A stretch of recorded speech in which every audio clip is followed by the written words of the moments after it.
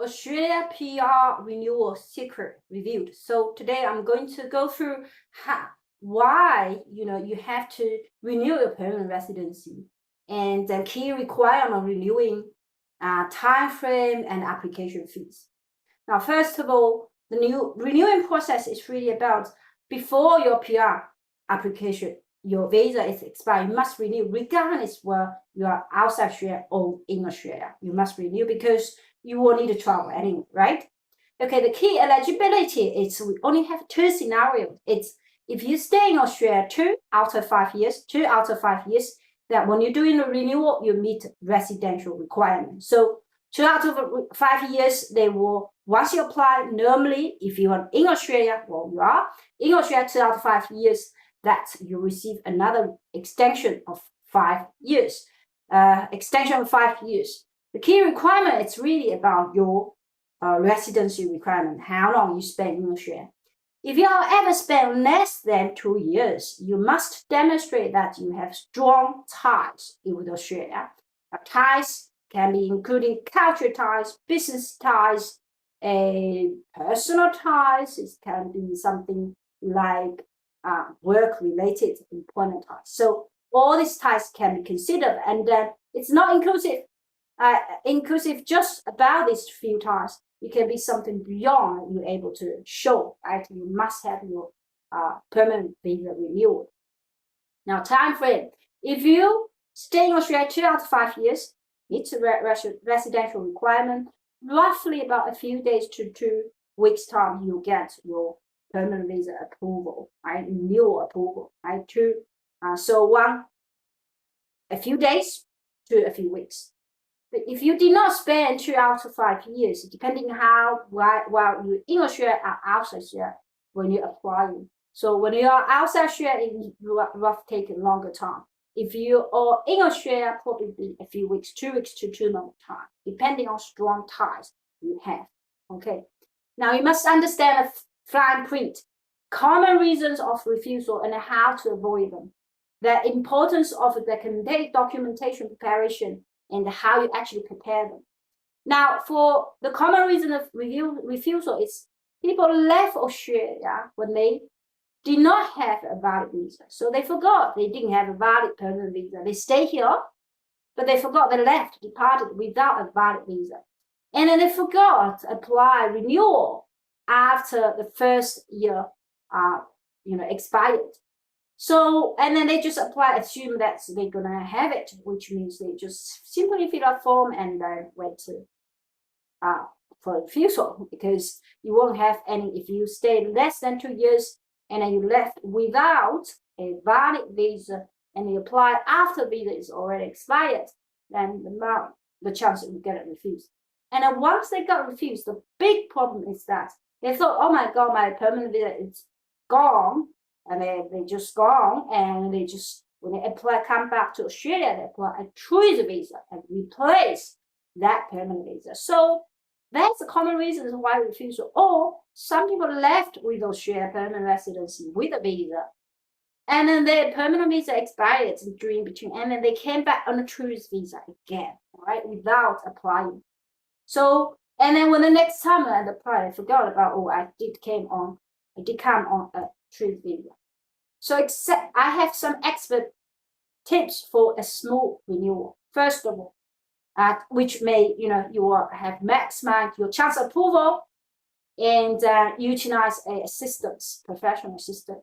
In order to really go through the whole smooth renewal, first of all, when you're leaving Australia, make sure you have a visa, you have a valid visa before you depart Australia. So which means you have to renew it before you leave. Even you have, a few months in your expiry date, like in a few months, you still apply renewal before you leave Australia. The first one. Second, apply before your current visa expires if you're offshore already. All right? Apply before it expires. Now, if you already expired, what do? Make sure you contact with kind of a strong ties. The ties can be friendship, and right? You need them to reference that letter. And the higher their social status, the highest their social status currently are, the better the supporting to you. Okay, so it cannot be someone who's random, next door, labor next door, right? You need to be someone who has a good, really good social standing, professional position, professional job that Australia needs as well. And your professional standing in your type of area, in your location, is also really important. So don't assume that, that's permanent visa. I don't need to provide CV. You do need to provide CV same time, okay? Although there's nothing to do with the long-term stay, it's your professional standing, your social standing actually put a lot of weight on that. So prepare that, okay? Your own area of social standing and someone supporting you as a social standing. The highest chance if you have a business like in working with Australia local residents, or you have contractor, you have an employee in Australia, okay, you have clients in Australia, something that shows you have ties in Australia.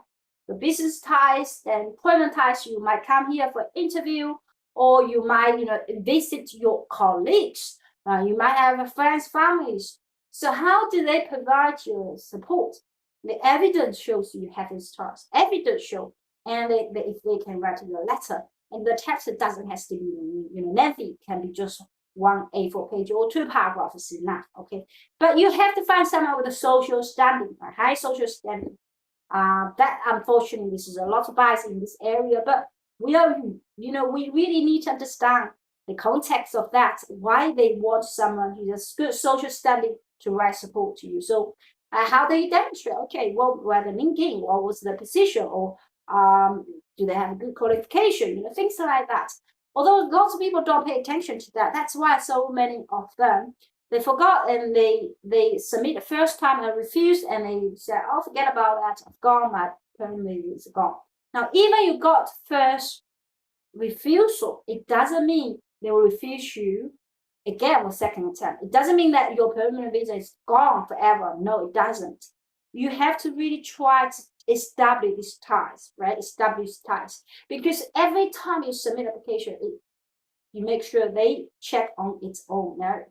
But you're not trying for the sake of trying, because if you refuse first time and second time you prepare exactly the same information, you won't get a different result based on same information. This is called insanity. So you don't just do a same attempt, second attempt with the exact same information. Figure out how you can improve your case. Now, common pitfall, it's people after they expired.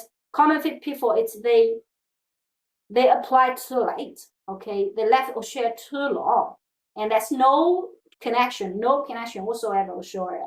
No employment, no culture, nothing. So there's no need for you to come to Australia. And it's something like you came to Australia multiple times on tourist visa.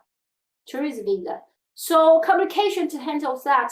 If you have any questions, please leave a comment below, subscribe my channel, or simply book an appointment with me.